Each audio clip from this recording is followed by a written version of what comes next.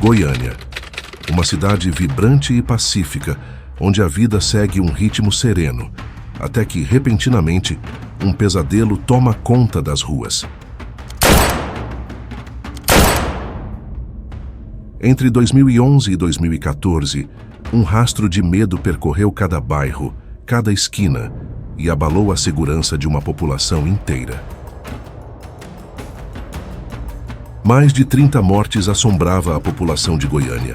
Um assassino estava à solta. Um assassino frio e calculista que atacava à luz do dia, escolhendo suas vítimas de forma impiedosa. Jovens mulheres, cheias de vida e sonhos, foram brutalmente arrancadas de suas famílias. O responsável? Um homem que se tornou conhecido como o Maníaco de Goiânia.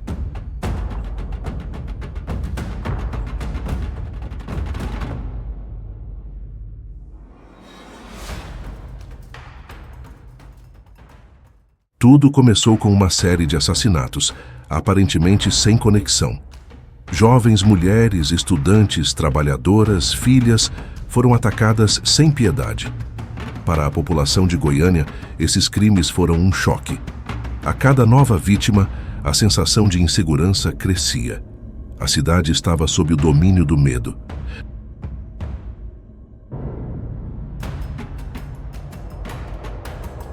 Cada uma dessas jovens tinha uma história, um futuro que foi roubado de maneira cruel. Elas foram abordadas em locais comuns, pontos de ônibus, calçadas movimentadas, em plena luz do dia. O assassino não parecia ter medo de ser visto, como se ele quisesse desafiar as autoridades, ou talvez, como se soubesse que ninguém conseguiria pará-lo.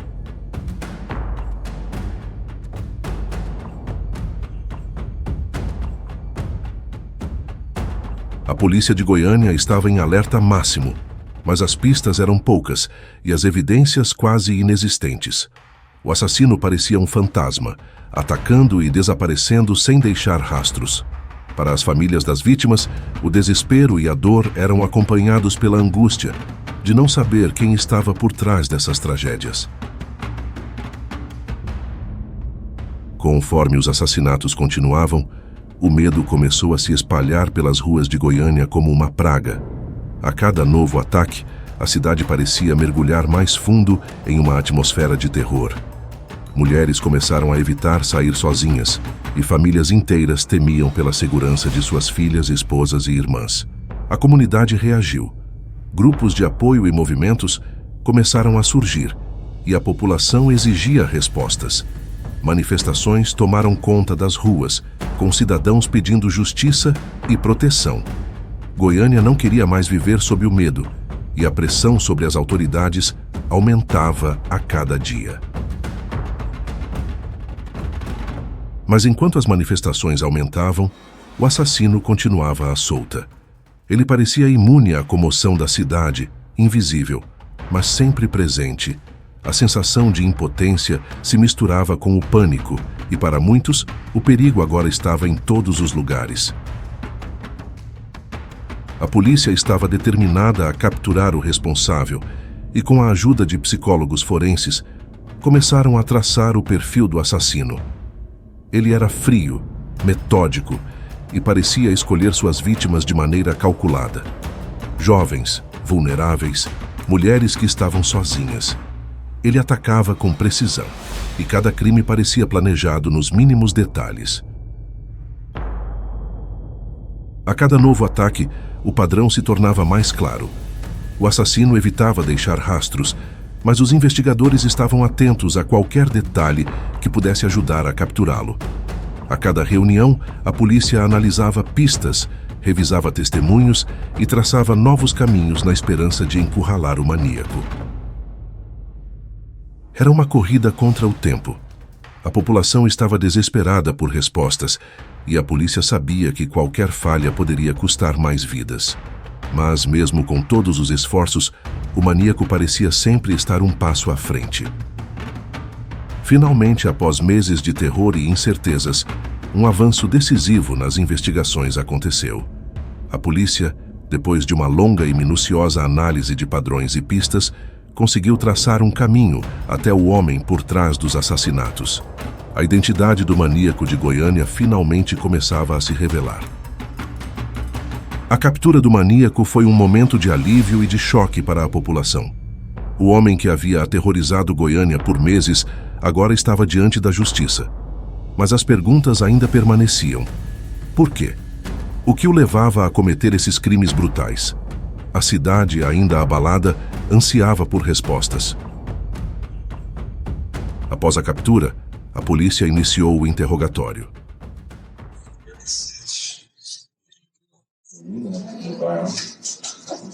Peguei uma boca, na calçada, frente ao notário.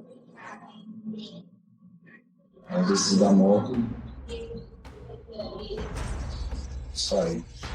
O homem, agora conhecido por todo o Brasil como o maníaco de Goiânia, parecia frio, calculista e pouco disposto a colaborar. Mas, com o tempo, detalhes perturbadores de sua mente começaram a emergir. Ele descreveu suas ações com uma frieza assustadora, como se seus atos fossem parte de uma rotina. Para ele, as vítimas eram meros alvos, e a dor que causava parecia não o afetar. A polícia e os psicólogos que acompanhavam o caso ficaram perplexos com a falta de empatia e a brutalidade em suas palavras. O perfil traçado pelos especialistas apontava para um homem que buscava poder e controle através do terror. Ele se alimentava do medo que causava, e o impacto que seus crimes tiveram na comunidade parecia ser um combustível para suas ações. Com a captura do maníaco de Goiânia, a cidade finalmente respirou aliviada. A sensação de segurança começava a retornar e a população, que antes vivia sob constante pânico, agora se unia em vigílias e homenagens às vítimas.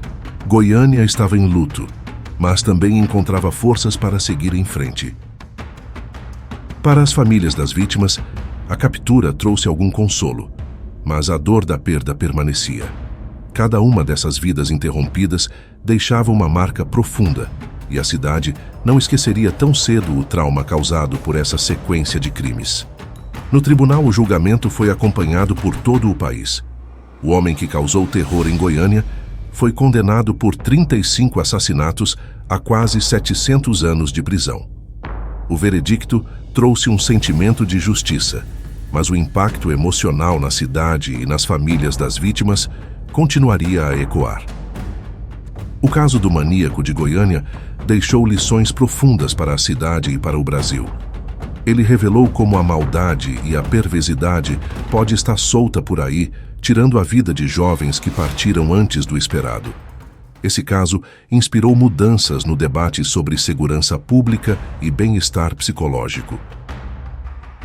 Hoje, Goiânia se ergue como uma cidade resiliente, que passou por uma tragédia, mas que encontrou força em sua comunidade. O legado das vítimas e a dor das famílias foram transformados em um movimento para garantir que casos assim jamais sejam esquecidos.